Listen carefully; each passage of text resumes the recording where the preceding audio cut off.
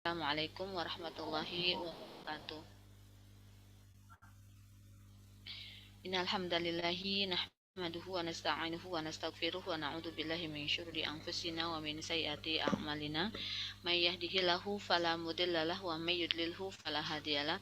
Asyhadu an la ilaha illallah wahdahu la syarikalah wa asyhadu anna Muhammadan abduhu wa rasuluh la nabiyya ba'dah. Rabbi israh li sadri wa yassir li amri wa hlul 'uqdatam min lisani yafqahu qawli amma ba'du. Alhamdulillahirabbil alamin. Akhwati fillah rahimakumullah.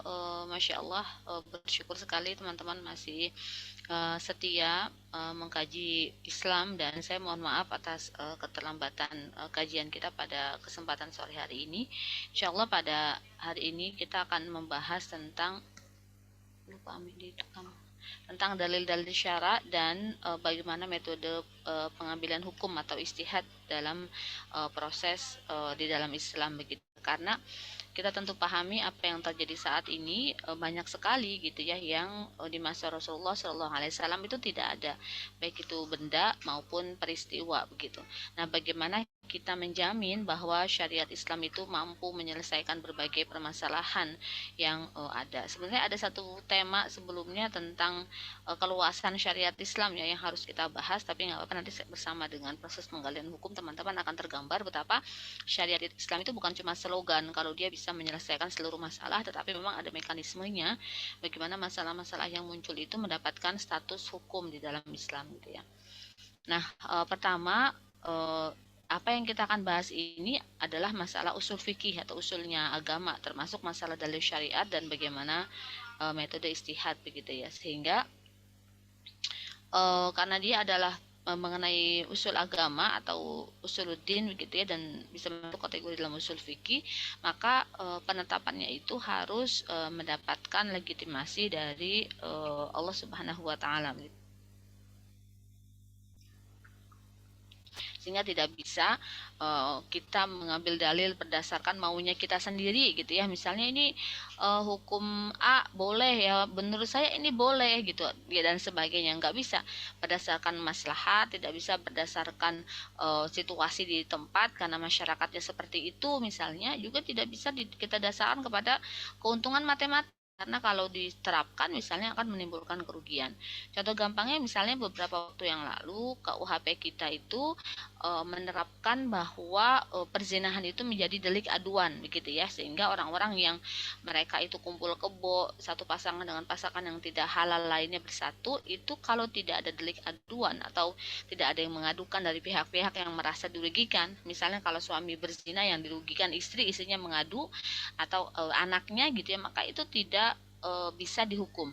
Padahal dulu kan kita tahu misalnya ada di kos-kosan orang yang berzina atau yang kumpul kebo itu bisa digerebek gitu ya sama masyarakat, lalu mereka disidang dan macam-macam. Sekarang justru dengan adanya undang-undang itu malah jadi nggak bisa gitu ya. Kita di luar dari circle orang-orang yang berzina itu, kita nggak bisa langsung nyalahkan mereka berzina atau menghukum mereka kecuali ada delik aduan atau ada aduan dari pihak yang merasa dirugikan atas perzinahan mereka, yaitu misalnya pasangan sahnya atau keluarga dekatnya. Nah, kok bisa gitu diputuskan ada undang-undang seperti itu? Pastilah bukan menggunakan dalil-dalil syariat itu untuk memutuskan. Makanya kan Barat langsung heboh kan gitu, Amerika, AS, apa namanya, Australia ya mengeluarkan travel warning, jangan pergi ke Indonesia gara-gara khawatir undang-undang perzinahan tadi gitu. Sampai-sampai akhirnya Menteri Pariwisata kita tuh ya juga mubeng-mubeng ngomongnya gitu ya, nggak jelas juga bagaimana cara dia menjelaskan itu bahwa itu sebenarnya nggak ada masalah. Kalau nggak ada masalah dia berarti mau bilang silakan berzina di Indonesia. Kalau ada masalah dia berarti bilang ayo memang kalian nggak boleh datang ke sini, nanti kalian kena hukuman zina, kan jadi serba salah gitu. Dia satu sisi sebagai muslim, di sisi lain memang undang-undangnya sangat kacau karena tidak didasarkan kepada dalil-dalil dan yang tepat. Nah, itu satu contoh bahwa pengaruh sekali gitu ya di tengah-tengah masyarakat kalau ada hukum dibuat atau diterapkan tetapi tidak berdasarkan dalil dan metode pengambilan hukum yang benar. Maka sekarang kita membahas bahwa syariat Islam yang sekarang kita kenal ini, yang ada di dalam kitab-kitab fikih yang sudah terkodifikasi ya, tersusun dalam buku-buku fikih para ulama, itu bukan sembarangan syariat, bukan didasarkan kepada kebencian terhadap perempuan gitu ya, sebagaimana tuduhan feminis, bukan juga didasarkan kepada kepentingan pihak-pihak tertentu, atau bukan didasarkan kepada sekedar kemaslahatan yang kelihatan di mata manusia gitu ya, tidak begitu, tetapi semata-mata karena Allah dan Rasulnya dalam hal ini yang telah menetapkan begitu ya. Nah, dalam Islam sumber hukum itu hanya ada 4, yaitu Al-Quran, As-Sunnah, Ijma sahabat, dan Qiyas. Nanti masing-masing kita akan bahas. Nah, yang pertama tentang Al-Quran. Al-Quran ini adalah kalamullah. Ini adalah perkataannya Allah, firmannya Allah yang diturunkan melalui malaikat Jibril kepada Rasulullah Shallallahu Alaihi Wasallam selama 23 tahun secara bertahap, hingga akhirnya selesai di Haji Wada ketika turun Al-Maidah ayat 3 begitu ya. Nah, bisa kita bayangkan Al-Quran turun berangsur-angsur selama 23 tahun. Pada proses itulah Allah juga yang memerintahkan kepada Rasul, letakkan ayat ini di surat apa, letakkan ayat ini setelah ayat yang mana gitu. Bisa kita bayangkan kalau yang menuturkannya adalah atau itu berasal dari manusia, nih saya akan banyak sekali kekeliruan dan kekacau balauan di mana-mana. Coba Anda bayangkan Anda memberikan pesan kepada seseorang selama 23 tahun secara bertahap begitu ya. Lalu pesan itu Anda acak, ada kalanya itu pesan nomor 8, ada kalanya pesan nomor 2013, ada kalanya pesan nomor 1, ada kalanya pesan nomor berapa yang Anda minta orang itu untuk meletakkan itu sesuai dengan urutan yang Anda inginkan. Bisa dibayangkan betapa sulitnya begitu ya, pesan yang dikirim selama 23 tahun secara bertahap, kadang-kadang satu surat lengkap, kadang-kadang hanya beberapa ayat begitu ya, potongan ayat yang itu ketika sudah dibaca secara sempurna, Masya Allah, sangat luar biasa gitu. Dan yang kedua, bahkan para insinyur barat yang mengkaji Islam saja mereka tidak percaya kalau Al-Quran itu diturunkan dalam bentuk pendengaran gitu ya. Jadi isima'i, jadi malaikat Jibril menyampaikan lalu Rasulullah SAW menghafal. Mereka mengira Al-Quran itu diturunkan sebagai bacaan ya, jadi ada tulisannya yang malaikat Jibril itu menyampaikan kepada Rasul dalam bentuk tulisan. Kenapa? Karena nggak ada kesalahan sama sekali begitu ya. Jadi mereka tidak menemukan satupun keanehan, tidak menemukan satupun kesalahan dalam tata bahasa misalnya, atau keanehan di dalam makna gitu. Yang itu tidak mungkin kalau proses penurunannya gitu ya, revelationnya itu bentuknya adalah simai ya, pendengaran. Jadi sampai ulama barat itu bingung gitu. Oh, ini berarti bukan ditulis ya gitu ya, maksudnya bukan diturunkan oleh Allah dalam bentuk lembaran-lembaran yang sudah ada tulisannya, tetapi dalam bentuk simai, dalam bentuk dihafal oleh Rasulullah SAW ketika mendengar dari malaikat Jibril, Masya Allah gitu ya. Nah, Al-Quran inilah yang pertama, memang senjatanya Rasul dalam berdakwah kepada orang kafir, yaitu menggunakan Al-Quran, dan Al-Quran ini pula yang harus menjadi senjata kita untuk mempertahankan dan menyebarkan Islam hingga saat ini, baik kepada muslim yang sudah jauh dari Al-Quran ataupun kepada orang kafir yang mereka tidak mengenal Al-Quran, kepada orang kafir yang mereka tidak tahu menahu gitu ya isi di dalam Al-Quran. Jadi ini adalah kehujahan Rasulullah sekaligus kehujahan kita sebagai pengganti Rasul, yaitu para ulama warasatul anbiya, untuk menjadikan Al-Quran sebagai hujah kita di dalam menyampaikan apapun. Jadi nggak boleh gitu ya orang muslim itu ketika menyampaikan ini halal, ini haram, ini baik, ini buruk, dia berhujah bukan kepada Quran, itu hukumnya haram. Ya ini pendapat saya, ya ini menurut kebaikan di masyarakat saya, ini menurut pertimbangan akal saya, itu tidak boleh. Semata-mata dia harus melakukannya berdasarkan Al-Quran. Kecuali sesuatu yang memang di dalam Al-Quran sudah dimubahkan, sudah dibolehkan oleh agama, maka barulah boleh di situ ada unsur kemaslahatan dipertimbangkan. Bolehlah di situ nanti ada unsur misalnya pertimbangan personal gitu. Tetapi kalau sudah jelas kemubahannya, kalau malah itu halal haramnya sudah jelas, nggak boleh, misalnya tentang LGBTQ, tentang khamar, tentang judi, tentang korupsi, tentang berbagai sistem di dalam kehidupan, misalnya bagaimana mengatur negara, bagaimana mengatur keluarga, bagaimana hukum-hukum fikih di dalamnya misalnya. Nggak boleh itu kita berimprovisasi begitu ya, yang menyebabkan kita keluar dari panduan Al-Quran dan Sunnah. Jadi karena itu adalah kehujahan Rasul, kehujahan Islam gitu ya. Yang membuat Islam itu terdiri, bangun dan tegak adalah karena adanya dalil-dalil syariah itu. Bagaimana mungkin Islam itu tegak kepada misalnya pendapat-pendapat manusia yang tidak bersumber dari Al-Quran dan Sunnah. Tidak begitu ya, tidak ada satupun bangunan Islam kecuali di dalamnya pasti dia mendapatkan legitimasi gitu ya, atau mendapatkan afirmasi dari Al-Quran dan Sunnah. Yang kedua, Al-Quran dan Sunnah ini juga pedoman hidup manusia. Umat Islam sekarang suka aneh gitu ya. Orang meninggal, dia disetelin Quran, dibacain Quran, tetapi orang hidup malah tidak membaca Quran, tidak menerapkan Quran. Gitu. Jadi malah sampai dikatakan lebih banyak ayat Al-Quran dibacakan untuk orang meninggal dibandingkan ayat Al-Quran itu dibacakan untuk orang yang hidup. Gitu. Itu sangat ironis begitu ya. Kalau kita hidup di tengah-tengah masyarakat, kita akan tahu gitu berapa dari mereka jangankan memahami Al-Quran, buta aksara Al-Quran aja di dunia ini, bahkan di Indonesia ya sebagai negeri muslim besar, angkanya mungkin di atas 50%. Padahal itu pedoman hidup, bagaimana seseorang dikasih petunjuk jalan agar dia bisa mencapai keselamatan menuju surganya Allah, tapi dia nggak bisa baca petanya. Kayak saya ini kan sebenarnya orang yang nggak bisa baca peta gitu ya. Saya tipe yang karena nggak visual gitu, jadi membaca lambang, buat saya membingungkan. Hatta saya udah pakai Gmaps yang ada suaranya, saya tetap nyasar gitu. Makanya saya kalau nyari tempat itu saya benar-benar harus dipandu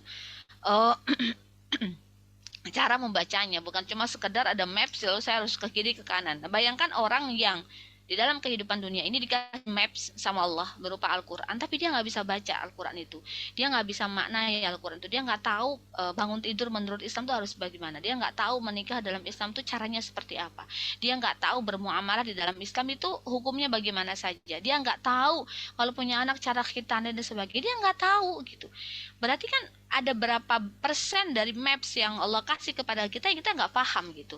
Coba orang Islam sekarang berapa banyak dari hukum-hukum Islam yang dia pahami, itu kan menjadi gambaran seberapa clear kehidupannya adalah dari seberapa clear dia memahami petunjuk-petunjuk Allah gitu. Kalau dalam hidupnya dia tidak memahami petunjuk-petunjuk Allah di bidang ekonomi, ya dia akan terperosok di situ. Kalau dia tidak memahami petunjuk-petunjuk Allah di bidang parenting, ya dia akan terperosok di sana. Kalau dia tidak memahami petunjuk-petunjuk Allah di bidang politik, dia akan terperosok di sana. Padahal tidak ada satupun aspek kehidupan kecuali Allah Subhanahu wa taala udah kasih maps-nya. Ini loh, kalau kamu mau dapat pahala di bidang ini, kalau kamu terhindar dari dosa di bidang ini, kalau kamu mau selamat di bidang ini maps-nya. Ini hukum-hukumnya, ini ayat-ayat ekonomi, ini ayat-ayat politik, ini ayat-ayat tentang jihad, ini ayat-ayat tentang muamalah yaumiyah antara manusia misalnya. Berapa dari kita yang benar-benar fokus hidup kita itu di awal kita senjatai, kita bersamai dengan Al-Quran? Berapa dari kita yang seperti itu? Sehingga Al-Quran ini lebih sering menjadi jampi-jampi, lebih sering menjadi bacaan yang kita bacakan kepada mayit, lebih sering menjadi kekuatan goib gitu ya, dibandingkan dia menjadi pedoman hidup manusia gitu. Itu sungguh ironis di tengah keterpurukan umat saat ini gitu. Sehingga kita misalnya punya kita tempel di atas rumah kita ada bacaan Quran, tetapi kita tidak baca itu buat kehidupan kita. Kita juga nggak ngerti makna ayat di situ apa, tafsirnya oleh para ulama itu seperti apa, dan seterusnya. Nah, yang ketiga, Al-Quran itu Masya Allah gitu ya, saking mulianya karena dia adalah kalamullah, membacanya menjadi ibadah bagi umat Islam. Beda sama Quran, kita baca Quran nggak jadi ibadah, kita baca buku nggak jadi ibadah. Tetapi orang yang membaca Quran, Allah Subhanahu Wa Taala pastikan bacaan Quran dia adalah sebuah amal soleh, perkara dia bisa memahami atau tidak. Orang bisa membacanya saja adalah sebuah ibadah. Maka kita harus katakan ada 5 unsur gitu ya yang wajib kita lakukan kepada Quran, mulai dari bisa membacanya gitu ya, memahaminya, mengamalkannya gitu ya, dalam hal ini adalah menerapkannya sampai kepada mendakwakan Al-Quran. Padahal orang saat ini hanya menghafalnya saja, padahal menghafal Al-Quran itu hanya fardu kifayah gitu, bukan fardu ain. Padahal memahami Al-Quran, mengamalkan Al-Quran, mendakwahkan Al-Quran itu hukumnya fardu gitu, dan fardunya adalah fardu ain. Membaca Al-Quran itu hukumnya sunnah. Sehingga memang kita kadang-kadang salah gitu menyikapi Quran, padahal dia adalah petunjuk hidup bagi manusia. Nah, ada banyak sekali yang menjadi dasar kehujahan Al-Quran sebagai kehujahan di dalam berislam ya, mulai dari dia diturunkan dalam bahasa Arab yang nyata gitu ya. Banyak banget ayat-ayat dalam Al-Quran yang setelah sekian ratus tahun, sekian puluh abad terbukti gitu ya, mulai dari proses penciptaan manusia gitu, mulai dari apa yang Allah ciptakan pada unta gitu ya, pada alam semesta ini, bahwa Allah tidak ada yang Allah ciptakan secara sia-sia, pastilah semua ada fungsinya, pastilah semua ada maknanya begitu. Itu Masya Allah ya, sungguh apa namanya, luar biasa begitu. Jadi saya tuh apa ya, selalu jatuh cinta gitu ya kepada Quran. Setiap kali saya membuka Quran, saya membacanya lalu mengetahui tafsirnya gitu, maka ayat itu terus terngiang-ngiang gitu di pikiran saya gitu, terbawa di dalam kehidupan kita. Tetapi berapa orang dalam hidupnya yang mereka tersibuk tercelup dengan Quran gitu. Ini belum bicara dalam konteks masyarakat bahwa Al-Quran itu menjadi petunjuk mereka.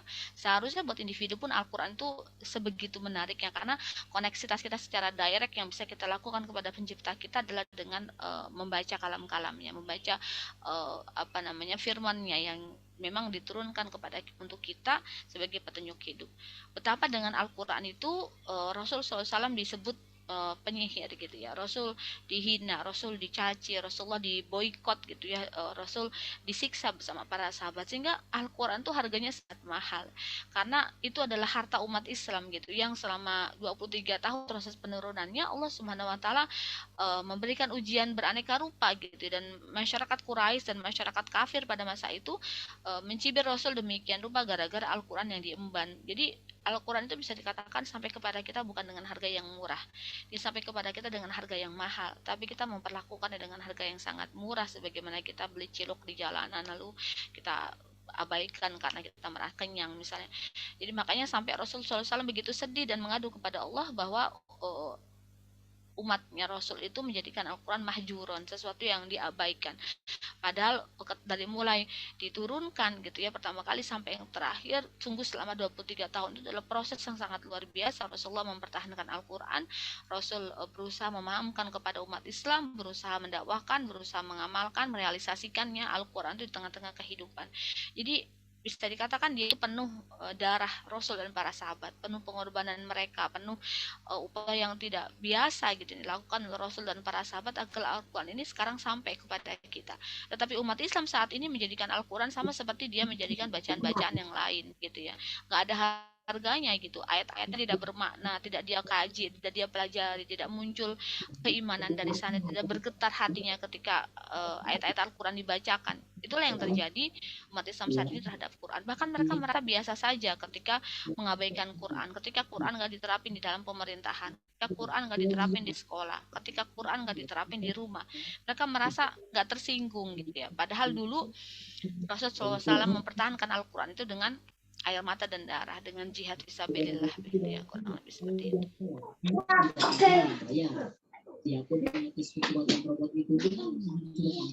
Mungkin yang tidak sengaja terbuka apa namanya, soundnya bisa di-unmute ya, di mute.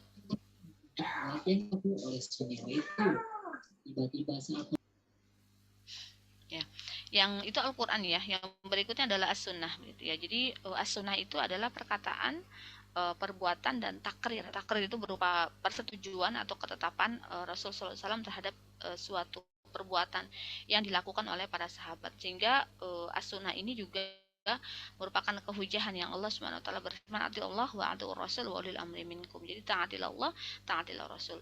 Siapa kalian ingin bertemu aku gitu ya, maka ikutilah sunnahku gitu. Siapa ingin bertemu Allah, maka ikutilah sunnah Rasulullah. Dan banyak sekali ayat-ayat yang lain yang meminta kita untuk menjadikan Rasul sebagai teladan. Berarti seharusnya benda berharga nomor 2 gitu ya, atau harta paling berharga nomor 2 yang benar-benar harus dipegang oleh umat Islam, yang nggak boleh jauh dalam kehidupan sehari-hari adalah hadis Rasulullah SAW. Baik dalam bentuk perkataan, hadis yang meriwayatkan perbuatan beliau, hadis yang meriwayatkan takrir atau persetujuan beliau atas berbagai peristiwa. Karena itu benar-benar resource-nya Islam, yaitu Al-Quran dan Sunnah. Yang kalau kita jauh darinya, maka kita jauh dari Islam gitu ya. Yang kalau kita tidak mampu membangun argumentasi dari keduanya, maka kita sebenarnya tidak mengerti apa-apa tentang agama kita. Misalnya ditanya sama orang, bagaimana pendapat Bapak Ibu tentang misalnya kasus yang terbaru, misalnya viral gitu ya, tentang seorang menantu yang berzina dengan mertuanya sendiri. Lalu nggak keluar tuh ayat Quran dari mulut kita, nggak keluar pendapat Rasul dari lisan kita, kita nggak tahu posisinya di dalam Islam harus apa, maka sebenarnya bisa dikatakan itu mencerminkan kualitas kita di hadapan agama ini. Kenapa? Karena agama itu tuh sumbernya Al-Quran dan Sunnah gitu. Semakin sedikit kita memahaminya, maka semakin sedikit petunjuk yang kita pahami, ya semakin tersesat kemungkinannya kita berjalan dalam kehidupan dunia. Karena hidup di dunia ini pasti butuh petunjuk Allah, pasti membutuhkan peta jalan. Yang peta jalannya kalau nggak dapat dari Al-Quran dan Sunnah, pasti kita akan ganti dengan peta jalan dari yang lain, baik itu dari kemaslahatan duniawi, dari hawa nafsu kita, dari pragmatisme yang kita miliki, dan dari sebagainya begitu ya. Jadi makanya seberapa dekat kita dengan sunnah gitu ya. Jangankan bicara sunnah dulu ya, bicara siroh saja dulu gitu ya, bicara bagaimana kita membersamai gitu ya, membersamai sejarah hidup Rasulullah SAW, mulai dari beliau lahir sampai wafat, yang di dalamnya ada dakwah, di dalamnya ada persahabatan, yang di dalamnya ada kekeluargaan, yang di dalamnya ada rahmah gitu ya. Sudahkah kita khatam gitu, mempelajari sirah Rasulullah? Sudahkah kita mengikuti hari demi hari kehidupan kita bersama Rasul? Ada banyak orang yang ingin bermimpi bertemu dengan Rasul, tapi Rasul nggak ada di dalam kehidupan dia gitu. Jadi yang utama gitu ya, tidak menjadi tokoh yang paling sentral, yang selalu dia cari apa namanya kabarnya, yang dia baca informasinya, yang dia tanyain gitu ya, berbagai perkembangan dari kehidupan Rasulullah SAW gitu. Dan sebenarnya hari ini kita nggak kekurangan ya informasi, buku bertebaran di mana-mana. Anda nggak punya buku yang fisik, yang bersifat online juga banyak sekali. Tafsir itu juga bertebaran, termasuk sirah itu masya Allah, saya di rumah tuh ada lebih dari 10 jenis sirah yang saya miliki. Saya mungkin lebih dari itu gitu, yang ditulis oleh ulama-ulama yang muktabar, yang diakui oleh umat Islam. Jadi kita nggak kekurangan sumber, kita kekurangan niat yang ikhlas dan upaya yang sungguh-sungguh dari umat Islam untuk mendekat kepada agamanya, karena mereka sudah sedemikian apa ya, bisa dikatakan terlena gitu ya dengan kehidupan dunia, terlena dan juga bisa jadi terjebak gitu ya, terjebak dengan kehidupan dunia. Zaman sekarang ekonomi sangat sulit ya, jangankan pekerjaan, nyari pekerjaan susah begitu ya, terusnya juga kezaliman di mana-mana begitu, yang benar dikatakan salah, yang salah dikatakan benar, orang mudah sekali marah, orang mudah sekali depresi begitu dan sebagainya. Ada seorang teman yang bikin kajian tentang mental health issue gitu ya pada apa namanya, pada mahasiswa begitu, yang biasanya kalau dia bikin kajian live itu hanya sedikit yang ikut, tetapi ketika kajian temanya adalah mental health issue, itu ratusan orang yang datang dan mengatakan bahwa mereka semua depresi begitu, padahal mereka adalah anak kuliahan yang kita pandang beban hidupnya paling tidak seberapa dibandingkan emak-emak dan bapak-bapak yang saat ini ada di apa namanya, di era saat ini. Itu menggambarkan betapa depresinya kita, betapa tertekannya kita, putus asanya kita, karena kita jauh dari mengenal agama Islam, jauh dari mengenal Allah dan Rasulnya gitu, sehingga kita tidak paham bahwa tekanan-tekanan ini, masalah-masalah ini, ujian-ujian ini adalah hal yang lumrah, yang juga dulu di masa Rasul dan para sahabat mengalaminya, bahkan mungkin lebih dahsyat.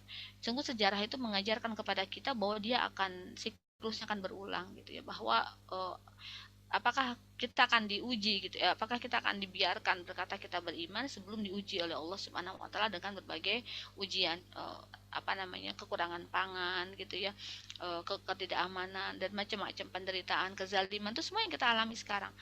Bedanya dulu Rasul dan para sahabat mengalaminya dengan iman di dada, mereka mengalaminya dengan membersama petunjuk Allah, sementara kita sekarang mengalaminya sedih yang kita merasakan, amarah yang kita ingin luapkan, kekecewaan yang apa kita miliki gitu, kita nggak punya teman, nggak ada yang menetralisir itu semuanya ya, itu karena kita nggak dekat dengan Allah dan Rasulnya. Itu yang membuat umat Islam saat ini itu mengalami depresi akut, banyak yang bunuh diri, banyak yang bercerai, banyak anak yang durhaka kepada orang tua gitu, orang tua yang durhaka kepada anak, saudara yang tidak mencintai saudaranya yang lain gitu ya. Kehidupan yang sangat menyedihkan dan memprihatinkan ya saat ini. Kita jauh dari nilai-nilai Islam, sehingga ketika cobaan hidup itu menghantam, rasanya itu berat sekali, hingga akhirnya kita menyikapinya tidak sesuai dengan apa yang Allah dan Rasul perintahkan gitu ya. Itu terjadi. Nah, itu as-sunnahnya. Jadi ada banyak sekali fungsi as-sunnah yang kalau kita dalami begitu ya, kalau kita hafal, kita pelajari bagaimana. Saya posting kemarin di grup tentang sejarah singkat Imam Bukhari gitu ya, yang sempat buta tapi Allah Subhanahu wa taala lalu mengangkat kebutaan itu dan membuat beliau menjadi ahli Al-Qur'an dan sunnah ya, utamanya beliau adalah perawi hadis di level terakhir ya, di level mu'allif al-kutub gitu. Jadi kalau kita tahu bahwa hadis dari masa Rasulullah SAW sampai sekarang itu kan kita ini kan bukan perawi hadis ya. Jadi kita adalah orang-orang yang mengajarkan hadis. Perawi hadis itu berhenti di level mu'allif al-kutub, para pengarang kitab. Salah satunya adalah Imam Bukhari, yang beliau menuliskan hadis karena beliau mendapatkan riwayat dari orang yang mendengarkan hadis sebelumnya.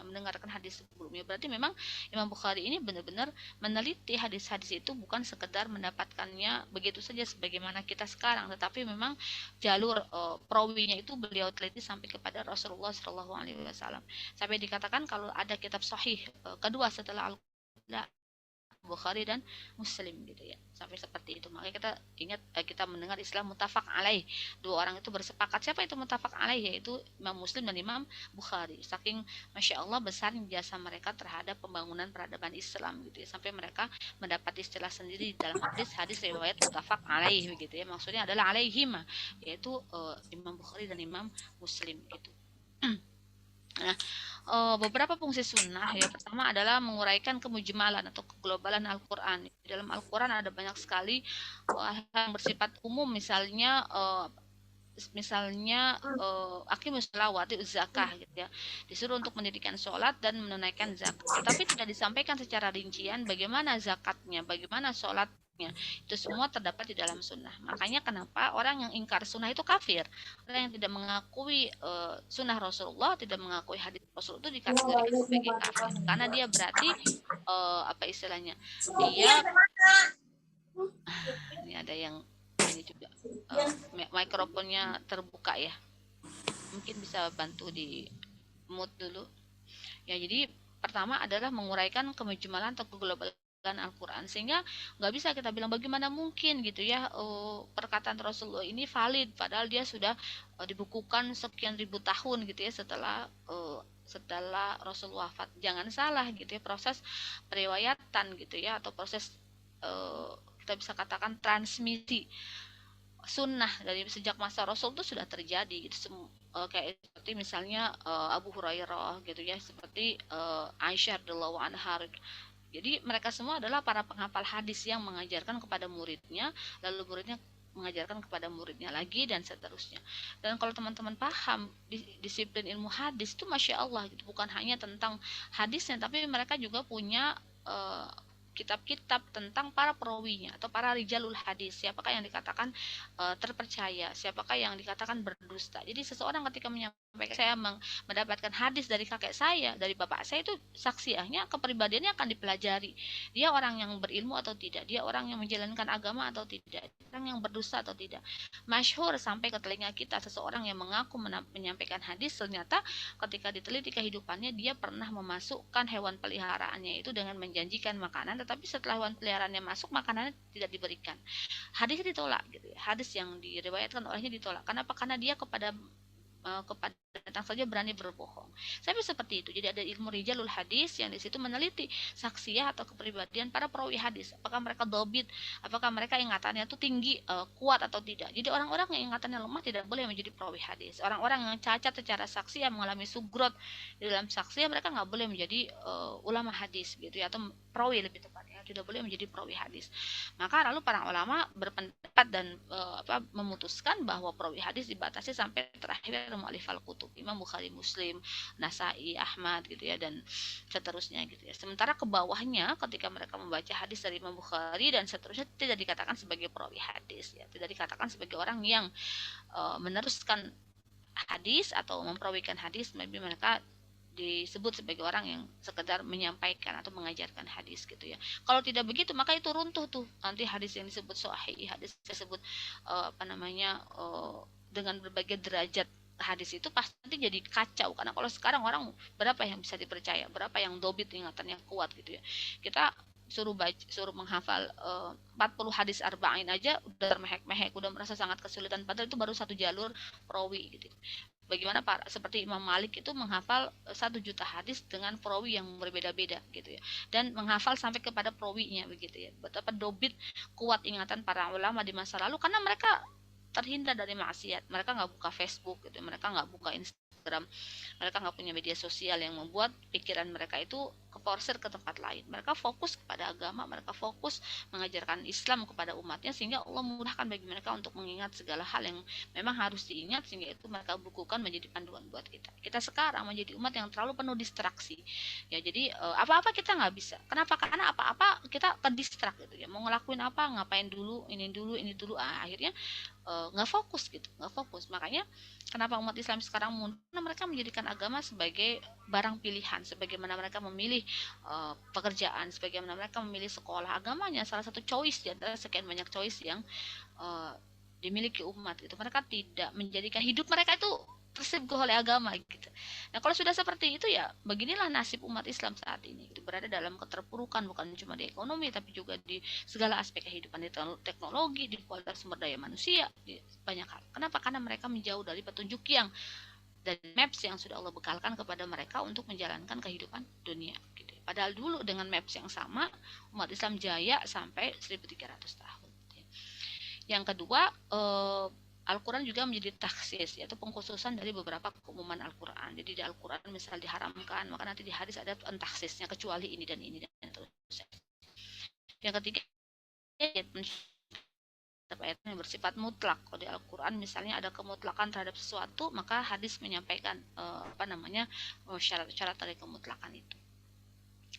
Al-Quran juga menjadi pelengkap keterangan dari berbagai sumber hukum dan menjadi menetapkan beberapa hukum baru yang di dalam as-sunnah ya, yang di dalam Al-Quran tidak ada. Sehingga sunnah itu seperti tangan kanan dan tangan kiri dengan Quran begitu ya. Kalau salah satu yang tidak ada, dia akan merusak tatanan, dia akan mengurangi banyak sekali hukum syariat yang harus diterapkan oleh umat manusia begitu ya. Oleh karena itu cintanya kita kepada Al-Quran harus disusul dengan cintanya kita kepada sunnah. Cintanya kita kepada Allah harus disusul dengan cintanya kita kepada Rasulullah Shallallahu Alaihi Wasallam. Nah, yang ketiga adalah ijma sahabat. Kok ijma masuk sih Kenapa kok sahabat diperhatikan juga, bahkan dijadikan sebagai sumber dalil? Ingat, yang dijadikan sebagai sumber dalil bukan pendapat sahabat, bukan istihad sahabat. Yang dijadikan sebagai dalil adalah ijma sahabat. Beda nggak? Beda. Apa yang disebut dengan ijma? Ijma itu adalah kesepakatan ya terhadap suatu hukum bahwa itu merupakan hukum syara. Contoh ijma sahabat adalah ketika di masa Abu Bakar As-Siddiq gitu ya, ada inisiatif gitu ya, atau ada usulan untuk mengumpulkan Al-Quran atau mengklasifikasi Al-Quran dalam tulisan yang selama ini hanya dihafal oleh kaum muslimin begitu ya.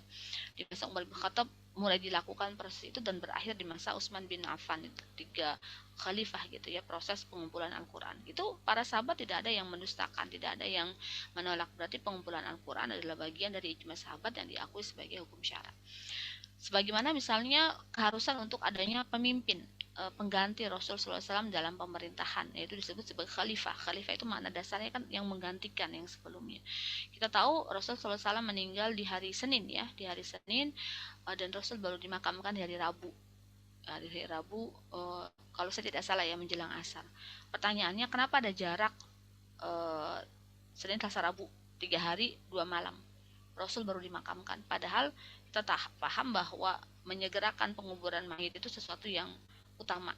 Ada hadis yang mengatakan ada hal yang harus disegerakan dan buru-buru dilakukan selain menyambut tamu, menikahkan seorang gadis gitu ya, termasuk menjalankan sholat ketika sudah waktunya, termasuk menguburkan jenazah. Kenapa menguburkan jenazah Rasul SAW membutuhkan 3 hari 2 malam, padahal seharusnya ketika Rasul meninggal hari Senin, hari itu juga dimakamkan.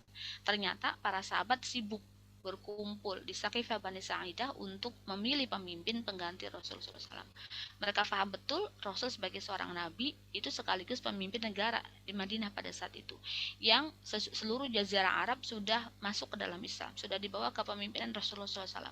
Bayangkan kalau Rasul sudah dimakamkan tetapi belum ada orang yang ditunjuk sebagai pemimpin tinggi dari struktur pemerintahan di dalam masa daulah atau negara di masa Rasulullah SAW. Sehingga mereka melakukan diskusi, ya Abu Bakar As-Siddiq ada di situ, Umar bin Khattab ada di situ, ada banyak sekali sahabat-sahabat senior yang ada di sana begitu ya. Mereka berdiskusi siapakah yang layak untuk menggantikan Rasulullah SAW memimpin pemerintahan, memimpin pengaturan terhadap umat ini dalam berbagai urusan. Siapa yang akan mengatakan kapan perang, siapa yang akan menentukan berapa gonimah yang akan dibagikan kepada kaum muslimin, berapa yang disimpan di Baitul Mal. Gonimah itu harta rampasan perang. Siapa yang akan mengumumkan berbagai kebijakan-kebijakan, mengatur berbagai urusan, siapa yang akan menetapkan zakat untuk sebuah tempat itu berapa. Wah, banyak sekali yang harus diatur. Kalau teman-teman baca misalnya kitab Ahkamus Sultaniyah Imam Mawardi, atau teman-teman baca beberapa kitab yang berhubungan dengan bagaimana pengelolaan kenegaraan Rasulullah SAW, teman-teman akan dapati betapa dahsyatnya Rasulullah SAW sebagai sebuah negara baru ya, di tengah-tengah Imperium Romawi dan Persia, membangun struktur pemerintahan sendiri berdasarkan Al-Quran dan Sunnah. Bisa dibayangin nggak kalau Rasulullahnya wafat lalu nggak ada yang menggantikan bukan sebagai nabi tapi sebagai pemimpin. Maka sampai selama 3 hari 2 malam Rasul belum dimakamkan. Baru ketika hari Rabu itu terpilih Abu Bakar As-Siddiq sebagai khalifah pengganti Rasulullah SAW, Rasul dimakamkan. Dan seluruh sahabat ini sepakat. Nggak ada yang misalnya dibelah dua nih, dipecah nih misalnya. Ada yang sebagian memimpin pendirian atau memimpin pengganti Rasul gitu ya, pemilihan pengganti Rasul, sebagian menguburkan Rasul. Tidak ada apa ini, nggak ada yang seperti itu. Tetapi semuanya fokus, semuanya sepakat bahwa harus ada yang menggantikan Rasul untuk menjadi pemimpin pemerintahan, pemimpin yang mengatur urusan umat sebelum Rasul dimakamkan. Maka akhirnya adalah ijma, dikatakan bahwa maksimal 3 hari 2 malam seorang kaum muslimin itu tidak boleh hidup tanpa pemimpin. Kita ya, keluar rumah, jalan bertiga aja harus ada pemimpin. Kita mau sholat berdua aja namanya udah berjamaah.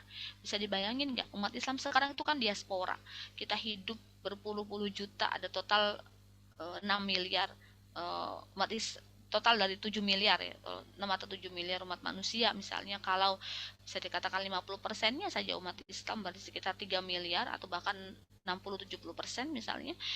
Mereka diaspora, ada di negara yang berbeda-beda, dengan sistem pemerintahan yang berbeda-beda, dengan kepala negara yang berbeda-beda, dengan hukum yang berbeda-beda. Sehingga apa yang menyatukan umat Islam satu dengan yang lainnya? Gara-gara persamaan ras kah? Gara-gara kedekatan secara bernegara karena negara bertetangga? Gara-gara apa? Kita menjadi kebingungan bagaimana membela saudara-saudara kita di Palestina. Kita kebingungan bagaimana menolong saudara-saudara kita Rohingya yang kemarin mendarat lagi di Aceh misalnya. Kita jadi bingung. Kenapa? Karena kita disekat-sekat dengan batas-batas yang batas-batas itu tidak didefinisikan di dalam Islam, tidak ada di dalam Islam. Jadi cara kita bernegara sekarang ini berbeda. Maka umat Islam ini diaspora. Jangan dikira hanya Yahudi yang diaspora. Mereka berkumpul di Israel sekarang kan untuk menjajah Palestina dan menjajah umat Islam di dunia. Tetapi kita sendiri umat Islam, kita nggak punya pemerintahan sebagaimana yang Rasul contohkan. Kita nggak punya hukum syariat yang kita terapkan sebagaimana yang Rasul dan para sahabat contohkan. Kita nggak punya masyarakat Islami. Kita nggak punya syiar-syiar Islam, yang syiar-syiar Islam kita itu mau diterapkan atau enggak tergantung kebijakan negara masing-masing yang berbeda-beda. Sehingga akhirnya definisi kita sebagai umat Islam itu menjadi bingung gitu. Saya kalau ketemu saudara-saudara muslim di tempat lain, kita didefinisikan oleh ras kita, oleh warga negara, kita mau masuk ke sana apakah visa dan sebagainya. Itu sangat merusak ukhuwah Islamiyah yang dulu ketika Rasulullah SAW meninggal itu Jazirah Arab sudah dikuasai. Ketika Islam di masa pemerintahan terakhir misalnya di sistem di Turki Utsmani itu 2/3 pemerintahan di dunia itu sebelumnya ada di bawah pemerintahan Islam. Sehingga kemana-mana kita nggak perlu visa. Selama itu negara Islam, kita bisa masuk ke sana, kita bisa ketemu dengan syariah yang sama, ketemu dengan pola pengaturan yang sama, dengan syiar yang sama. Nggak harus gitu ya, jilat-jilat minta-minta kepada pemimpin setempat agar dibolehkan takbir, dibolehkan misalnya memotong hewan kurban, dibolehkan untuk bisa sholat berjamaah di lapangan. Itu baru aspek-aspek yang sifatnya ibadah makruh. Belum aspek-aspek yang lain. Kita aja puasanya beda-beda waktunya. Padahal buminya satu, bulannya satu, mataharinya satu. Perbedaannya itu maksimal hanya 12 jam sebenarnya waktu dari satu ujung kutub ke kutub yang lain. Kenapa kita bisa beda berhari-hari? Yang akhirnya ibadah lebarannya juga berbeda berhari-hari. Itu kan sesuatu yang tidak masuk akal, diakibatkan oleh diasporanya kaum muslimin dan mereka tidak berada dalam satu naungan yang sama dengan hukum dan peraturan yang sama. Kita punya pemimpin yang berbeda-beda dengan partai yang berbeda-beda, yang itu semua bukan dalam rangka ingin mengelola kaum muslimin, bukan dalam rangka ingin memberikan pelayanan terbaik kepada umat, tapi mereka semua bisnis kepada rakyat, ada untung rugi, ada harga yang harus dibayar untuk semua uh, fasilitas yang dinikmati sebagai warga negara, yang itu sangat berbeda sekali. Nah, itu contoh ijma sahabat bahwa tidak boleh kaum muslimin itu berkumpul selama 3 hari 2 malam kecuali ada pemimpin di tengah-tengah mereka, yang pemimpin itu mengurus seluruh urusan mereka. Tabiat dari ro'ayah, ya dari rakyat, adalah diurusi riayah, ada proses riayah, ada proses pengurusan dalam pendidikan, kita diurusi di kesehatan, kita diurusi di keamanan gitu ya, pangan papan kita di backup oleh negara. Kalau kepala keluarga kita nggak mampu disiapkan pekerjaannya, kalau sudah tidak ada maka akan dicarikan struktur wali di bawahnya. Jadi benar-benar mekanisme itu berjalan, nggak seperti sekarang gitu ya. Ya, sangat berbeda, sehingga umat itu kehilangan sekali ya gambaran ideal hidup di dalam Islam. Mereka kehilangan sekali gambaran ideal bersyariah Islam. Jadi yang ada itu ketakutan, yang ada seakan-akan teroris, yang ada radikal, karena memang itu aja yang tanamkan, yang membuat kita menjadi tidak bangga dengan Islam dan tidak menginginkan syariah Islam ditegakkan gitu ya. Nah, itu ijma sahabat.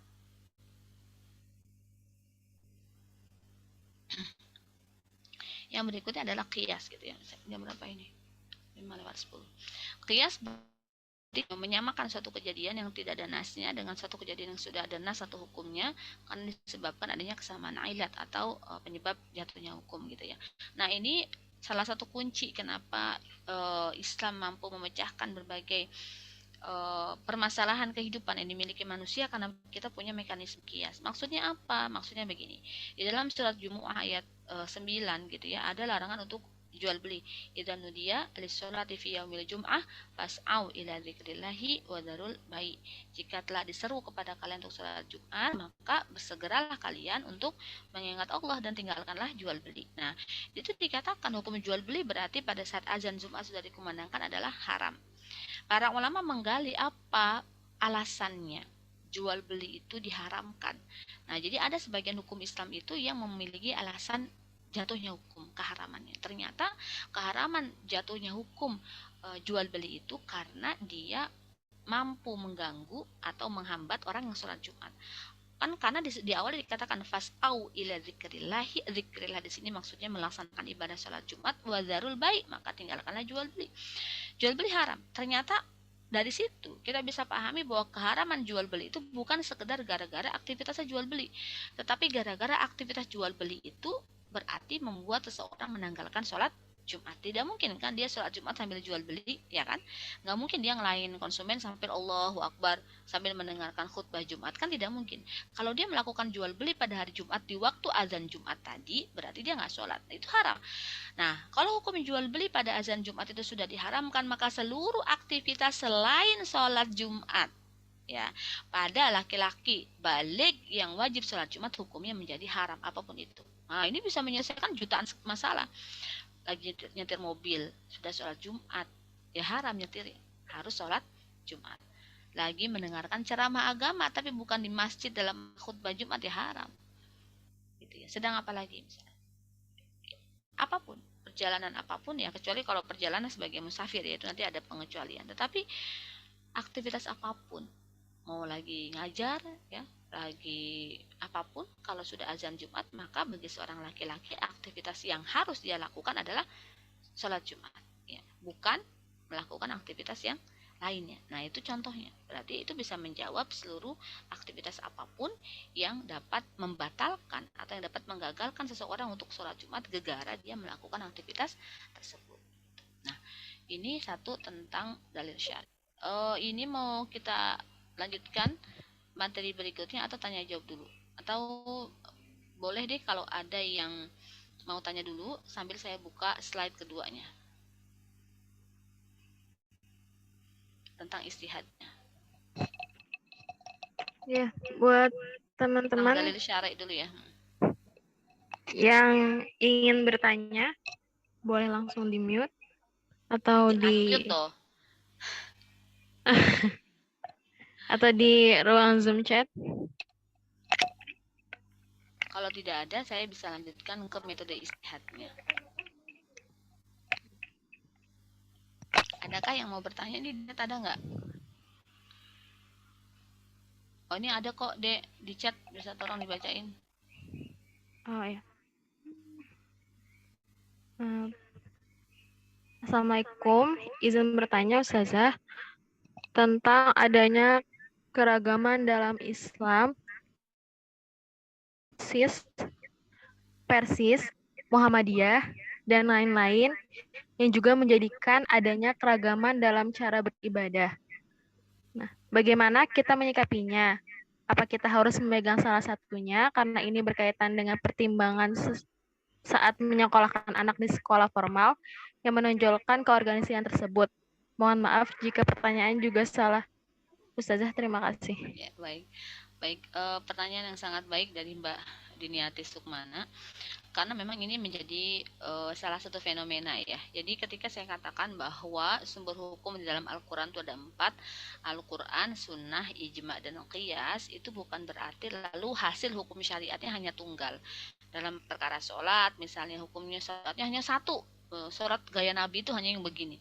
Ternyata tidak. Kenapa? Karena dalam wilayah-wilayah yang memang di dalamnya ada dalil-dalil yang zonni, dalil zonni itu dalil yang tidak pasti. Maksudnya di situ ada misalnya lafadznya mustarok, ya ada keragaman di dalam cara memahami lafadznya. Maka mungkin sekali para mustahid itu menyimpulkan hukum yang berbeda dari satu perkara. Misalnya tentang sholat, ya, sholat subuh pakai kunut atau tidak. Imam Malik itu sholat subuhnya tidak pakai kunut, tapi Imam Syafi'i sholat subuhnya pakai kunut misalnya.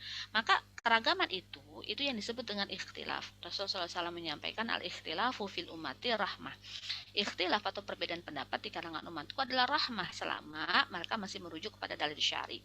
Contohnya bahkan di masa Rasul SAW sendiri itu ada ikhtilaf di kalangan sahabat. Jadi ketika para sahabat diminta Rasul untuk jangan sholat asar hingga sampai ke Bani Quraidah, ya itu adalah sebuah perintah dari Rasul karena mereka akan mengepung Bani Quraidah akibat dari pembangkangan mereka kepada Islam. Bani Quraidah itu salah satu Bani Yahudi ya yang tinggalnya di luar kota Madinah begitu. Nah, apa yang terjadi ketika waktu asar sudah datang, ada sahabat yang tetap sholat di waktu asar itu dengan beralasan bahwa perintah Rasul itu bentuknya motivasi untuk bersegera sehingga asar udah sampai di Bani Quraidah pada faktanya kan belum nyampe. Jadi sebagian sahabat tetap sholat asar. Sebagian yang lain itu tidak sholat asar karena memahami perkataan Rasul itu secara teks ya, tekstualnya memang nggak boleh sholat asar, maka dia meninggalkan sholat asar, maghrib, isya dan menjamaknya gitu ya, atau baru melaksanakan sholatnya di waktu sudah sampai di Bani Quraidah yang itu waktu asar sudah lewat gitu ya.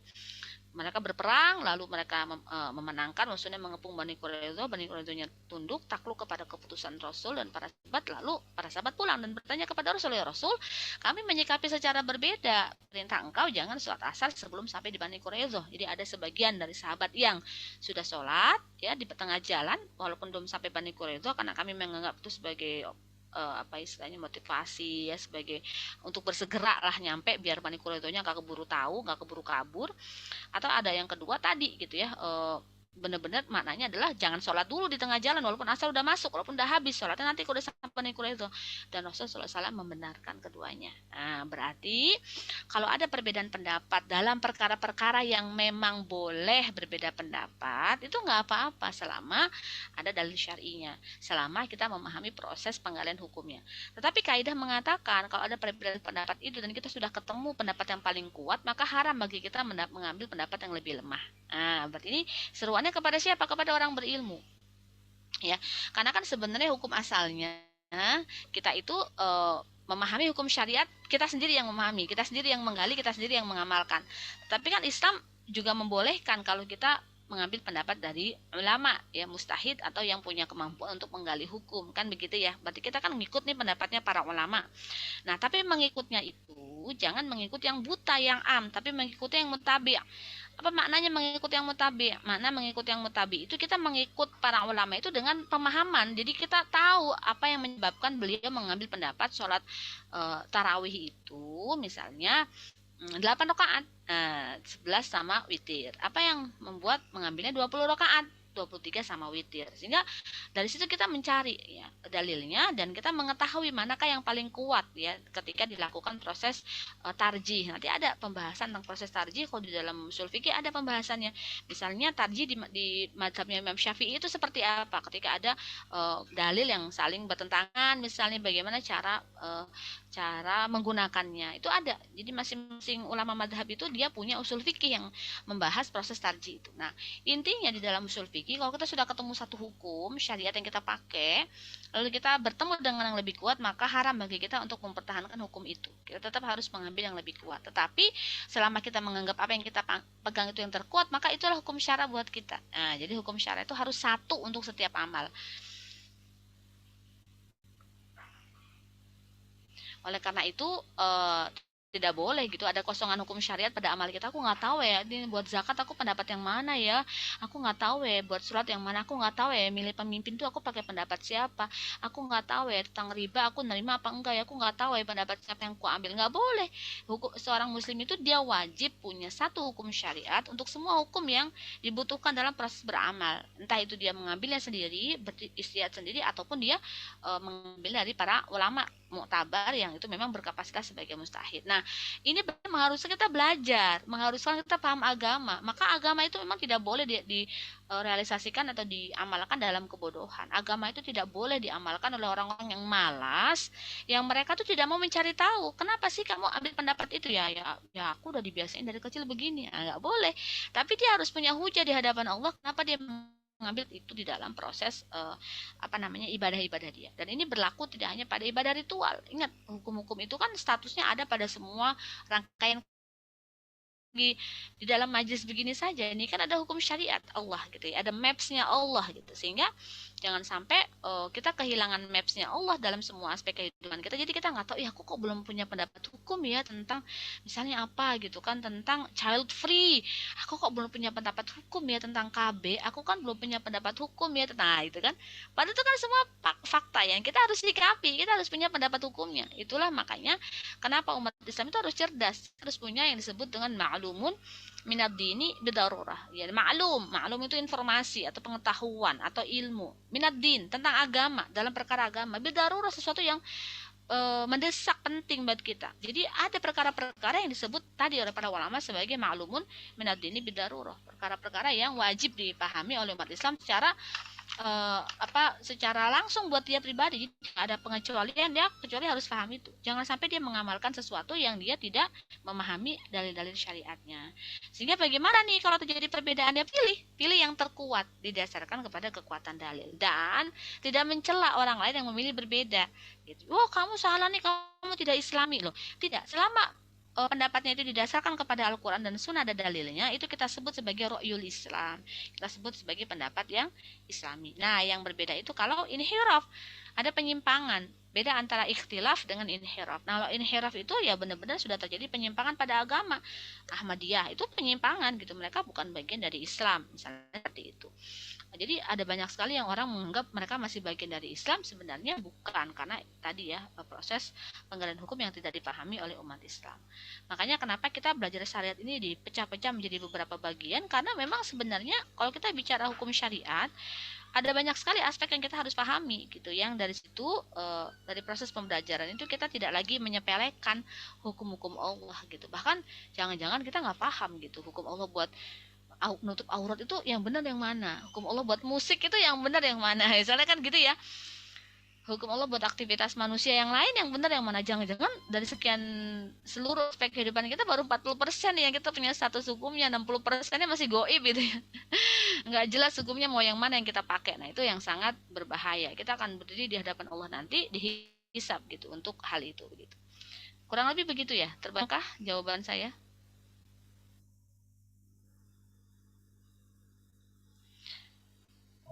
Alhamdulillah, terima kasih Ustazah. Ini ada pertanyaan lagi dari Mbak Siska. Umi, Afwan, ini ada pertanyaan kajian minggu lalu yang memang belum selesai. Apakah ingin dijawab terlebih dahulu atau ditampung dulu? Boleh, nggak apa-apa. Kita jawab dulu, baru nanti kita masuk ke materi berikutnya. Pertanyaan pertama, Umi, misal ada yang mengatakan, saya ikut pendapat fatwa Ustadz kesimpulan dalam masalah A. Mm-mm. Bagaimana sikap kita ketika ada perbedaan pendapat di antara para ulama? Jika pendapat ulama masing-masing mempunyai dalil yang sama-sama kuat, menurut akal kita bagaimana kita menyikapinya? Dan perlukah sholat istikharah dalam menetapkan hukum? Mana yang perlu diambil? Kemudian seringkali perkara temuan barat termasuk haram dimanfaatkan atau halal dimanfaatkan, sering terjadi perbedaan pendapat di antara para ulama. Nah, bagaimana menyikapinya dalam hal itu? Ya, teman-teman yang dirahmati Allah, terbayang nggak berapa sih ulama mustahid yang dimiliki umat Islam sejak masa para sahabat lah ya. Kalau Rasul kan bukan mustahid ya, Rasul adalah ya apa namanya memiliki ketetapan atau memiliki petunjuk dari Allah Subhanahu wa taala untuk menetapkan hukum ya berdasarkan petunjuk. Jadi kita bilang mustahid itu mulai generasi sahabat. Jadi mustahid kalangan sahabat itu ada gitu ya. Berapa banyak mustahid? Saya tanya di setiap generasi. Wah, jumlahnya banyak. Bukan hanya ratusan, ribuan, puluhan ribu, ratusan ribu, jutaan gitu. Di masa kejayaan Islam, sebagian besarnya masyarakat itu ada di level ulama, ya, di level yang mereka mampu menggali hukum sendiri dan menerapkan untuk kehidupan. Dan itu berlangsung berabad-abad tanpa menimbulkan perpecahan. Jadi masyarakat paham ketika masuk ke daerah sini mereka sedang melihat praktek dari mazhab Maliki.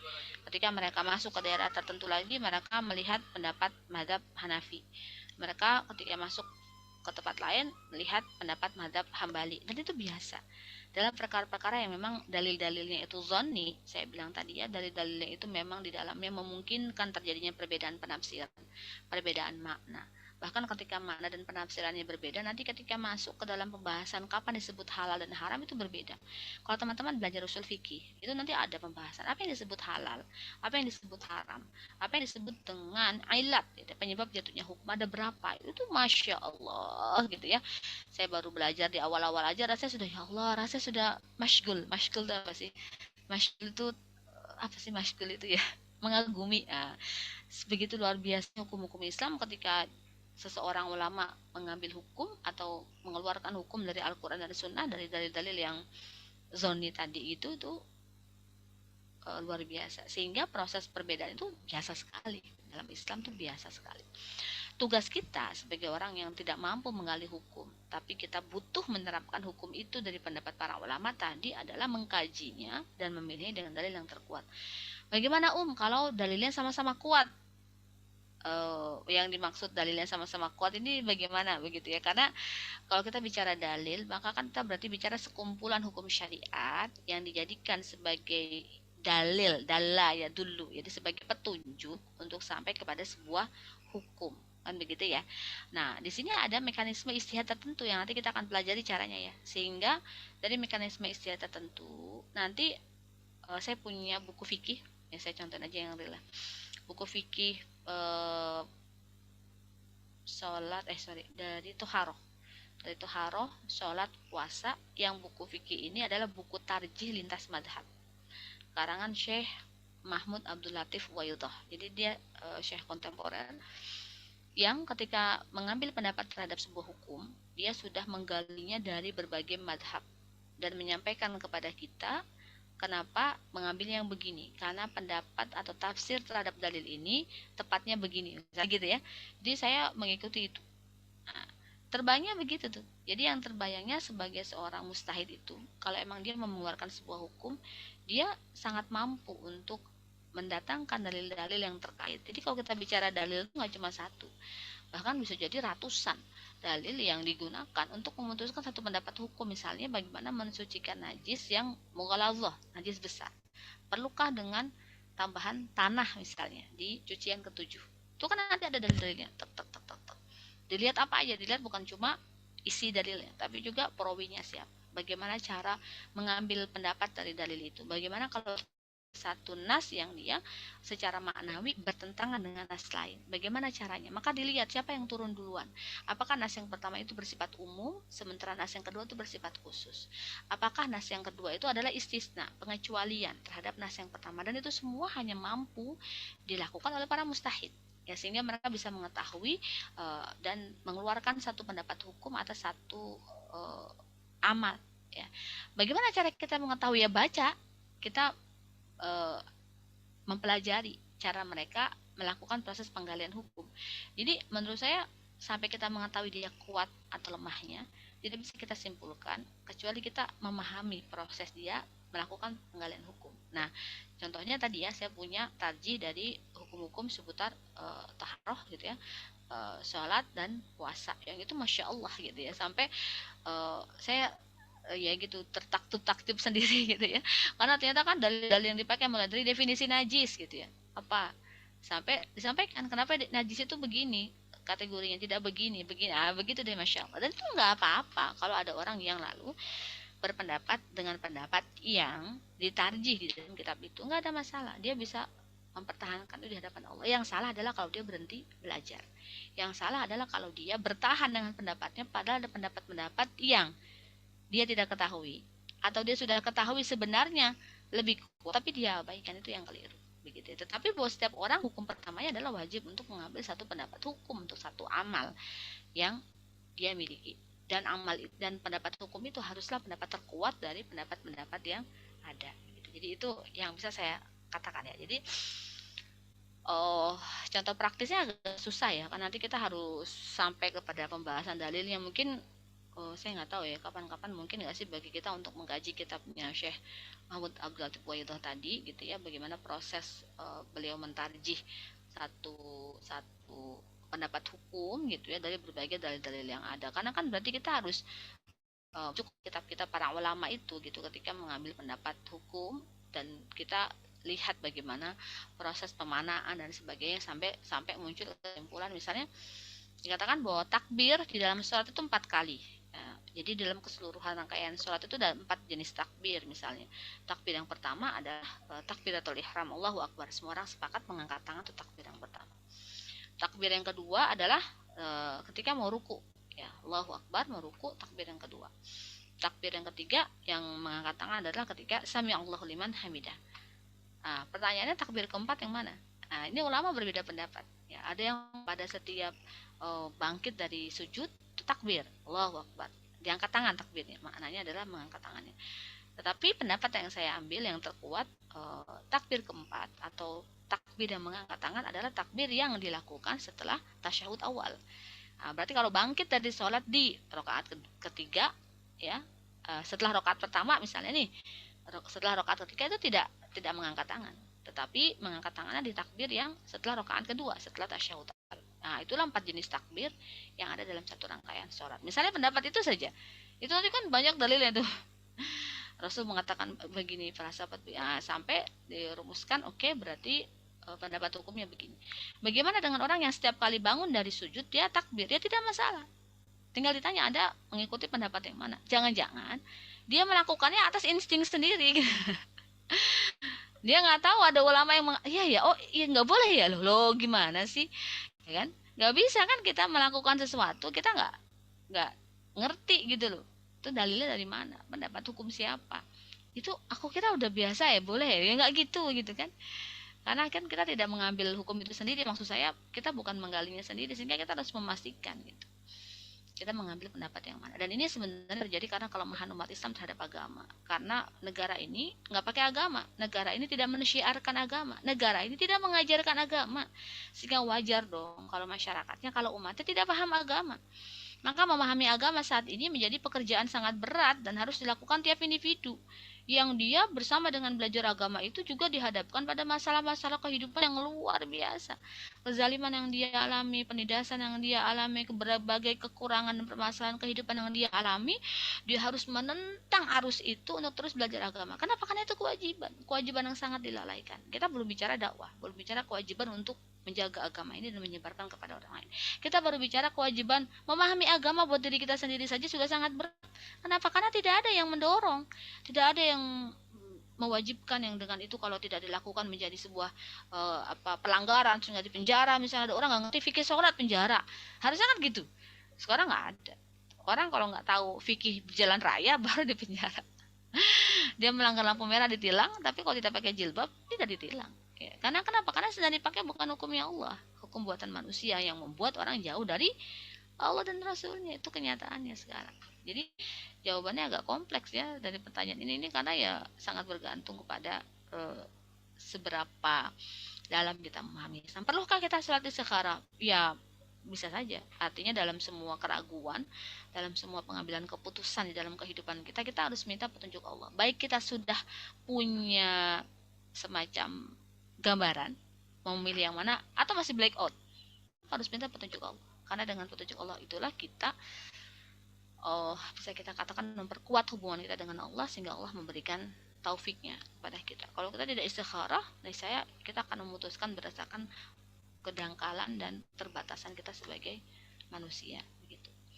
Nah, yang kedua tentang temuan-temuan barat, ada kalanya ada ulama mengharamkan, ada kalanya ada ulama menghalalkan. Nah, ini bicara tentang hadorah dan madaniyah, bicara tentang manakah temuan-temuan mengandung unsur-unsur akidah tertentu yang dia ditemukan berdasarkan akidah tertentu atau manakah yang bersifat global, non value sehingga bisa diambil. Contoh perdebatannya misalnya yoga saja. Menurut teman-teman olahraga yoga itu boleh dipelajari, dipraktekkan atau enggak? Apakah dia adalah olahraga yang ada value-nya ya ataukah dia olahraga netral yang semua orang bisa praktekin? Coba saya tanya. Pendapatnya gimana? Ada nggak yang mau berpendapat atau baru kepikir oh iya ya yoga gimana ya? Saya belum pernah yoga Oh, ya itu kan satu contoh dispute ya atau pertentangan di kalangan umat Islam karena dia tidak clear gitu memisahkan mana aspek hadorohnya, mana aspek behind dari gerakan-gerakan itu yang ada persepsi-persepsinya, mana yang gerakan tubuh itu sebenarnya sesuatu yang netral. Saya tanya, kita melakukan gerakan keseimbangan, balancing gitu kan, angkat tangan, punggung ditundukkan dan sebagainya. Itu kan sebenarnya gerakan-gerakan netral toh, ya nggak sih? Gerakan yang kayak senam apa sih SKS atau apa itu yang gerakan-gerakannya didasarkan kepada apa namanya optimalisasi fungsi-fungsi faal tubuh kan gitu ya. Datanglah yoga dengan gerakan-gerakan yang keseimbangan dan dia masukkan filosofi di dalamnya begitu. Berarti yang tadinya gerakan-gerakan itu netral, kalau di dalam yoga gerakan-gerakan itu menjadi punya filosofi, misalnya filosofi air, angin, bla bla bla gitu ya. Nah, pertanyaannya, apakah kita jadi boleh mempraktekkan gerakan-gerakan itu atau tidak? Nah, jawabannya sederhana. Jawabannya seberapa kita mampu memisahkan dari hadorohnya, dari persepsi-persepsi yang ada di baliknya. Kalau kita menjalankan gerakan ya semata-mata kita gunakan buat kesehatan, kita nggak mengambil ya bentuk-bentuk pendapat yang dimasukkan ke dalam gerakan-gerakan itu ya nggak apa-apa karena gerakan tubuh itu kan netral. Anda berjalan ke kiri, ke kanan, ke depan, ke belakang, Anda merentangkan tangan, Anda misalnya mengambil posisi sit up, apa backward, macam-macam istilah-istilah dalam proses olah tubuh itu kan istilah-istilah yang gerakan-gerakan yang netral. Nah, pada gerakan-gerakan yang netral itu bisa dimasukkan filosofi apapun gitu. Kalau Anda melakukan gerakan-gerakan itu tanpa mengambil filosofinya, Anda boleh melakukannya. Tetapi kalau Anda melakukan gerakan-gerakan itu sekaligus Anda juga percaya kepada filosofi yang dimasukkan ke dalamnya, ya maka itu jadi haram. Gitu. Jadi kalau kita bicara yoga, kita harus pastikan dulu yang dimaksud yoganya apanya, gitu ya. Karena kan kalau kita bicara gerakan olahraga, seharusnya itu non value ya nggak, non value gitu. Yang membuat dia menjadi ada value-nya adalah karena dimasukkan persepsi-persepsi di dalamnya yang ada unsur-unsur itu gitu. Jadi nggak bisa sesuatu yang non value itu diklaim hanya milik yoga saja gitu. Gerakan-gerakan itu kan bisa dikeluarkan dari aktivitas yoga karena pada dasarnya itu gerakan-gerakan yang diakui oleh ilmu kesehatan bermanfaat buat keseimbangan tubuh, melancarkan peredaran darah misalnya, menghilangkan kekakuan dan sebagainya gitu ya. Nah, seperti itu contohnya. Itu sesuatu yang baru gitu ya. Itu baru di olahraga. Belum misalnya benda-benda yang ditemukan baru misalnya di dalam kehidupan itu. Apa itu sangat bergantung dari kepahaman kita, manakah di dalamnya ada unsur-unsur pemikiran dan hadoroh. Hadoroh itu peradaban ya, atau persepsi-persepsi kumpulan-kumpulan pemikiran yang didasarkan kepada keyakinan terhadap keakidah tertentu, ada yang tidak. Kalau didasarkan kepada keyakinan dan akidah tertentu maka nggak boleh. Misalnya teman-teman bakar kemenyan di malam Jumat. Nah, bakar kemenyan di malam Jumat itu identik dengan kejawen kan, dia punya persepsi-persepsi tertentu. Maka kalau ada orang bakar kemenyan di malam Jumat, itu langsung terasosiasi, ini orang ini ngapain bakar kemenyan di malam Jumat. Mungkin bagi orang zaman dulu kemenyan itu adalah minyak wangi yang digunakan untuk mengundang syaiton. Nah, karena mereka ingin bekerja sama dengan syaiton misalnya. Maka membakar kemenyan di malam Jumat dengan persepsi seperti itu hukumnya haram. Tetapi ada orang zaman dulu, kita punya kakek, nenek yang sangat suka bawa kemenyan karena memang terbiasa diharum-harumi rumahnya dengan itu, dan dia tidak menggunakan persepsi bahwa kemenyan itu mengundang syaiton. Kemenyan itu kan benda yang netral gitu. Dia bakar. Ya ada masalah gitu. Kebayang nggak? Jadi sangat bergantung gitu. Aktivitas itu memang netral atau tidak. Tapi kalau aktivitas menyanyi di gereja dengan lafal-lafal itu jelas aktivitas yang tidak bisa dipisahkan dari filosofi kehidupan yang ada di dalamnya. Gitu ya. Nyanyinya boleh. Anda nyanyi lagu pop boleh nggak? Boleh di dalam rumah asal Anda nggak keluarin aja itu suara yang perempuan ya. Nah, tetapi kalau Anda nyanyi lagu gereja, di situ ada puji-pujian kepada Yesus, Anda jadi haram, walaupun hukum nyanyi awalnya halal. Kenapa? Karena Anda menyanyikan itu ada unsur kepercayaan di dalamnya. Gitu. Contohnya itu. Nah, bagaimana kita bisa mengetahui mana yang boleh, mana yang tidak? Kita harus belajar dulu apa itu hadroh, apa itu benda, apa itu persepsi atau pemikiran. Mana yang dilarang di dalam Islam, mana yang boleh. Ada istilah di dalam Islam disebut dengan intifa dan ta'asur. Intifa itu apa? Hukum tentang memanfaatkan sesuatu yang boleh. Ada ta'asur. Apa itu ta'asur? Ta'asur itu adalah keterpengaruhan kepada sesuatu yang boleh atau yang diharamkan. Itu ada bahasannya dalam beberapa kitab fikih. Ya, sehingga kita bisa mengambil keputusan yang tepat. Jika kita berhadapan dengan sesuatu itu boleh kita ambil atau tidak. Saya rasa itu dulu mungkin ya. Ini sudah 5:30. Nanti pekan depan kita lanjutkan bahasan tentang istihadnya ya. Saya mohon maaf kalau molor-molor karena ya memang pelan-pelan lah ya ngajinya biar kita bisa maksimal pemahaman. Mungkin itu, Dek. Ya, alhamdulillah sudah tadi dengarkan serta jawaban-jawaban dari Ustazah atas pertanyaan-pertanyaan teman-teman. Mungkin karena waktunya sudah lewat, di sini saya sebagai moderator mohon maaf bila ada kesalahan. Kita tutup. Oh ya, sebelumnya ini teman-teman jangan lupa isi daftar kehadirannya, presentasi yang sudah ada di Meet dan juga sudah dibagikan ke grup masing-masing. Ya, kita akhiri kajian kita kali ini dengan baca hamdalah, istighfar 3 kali dan doa kafaratul majelis.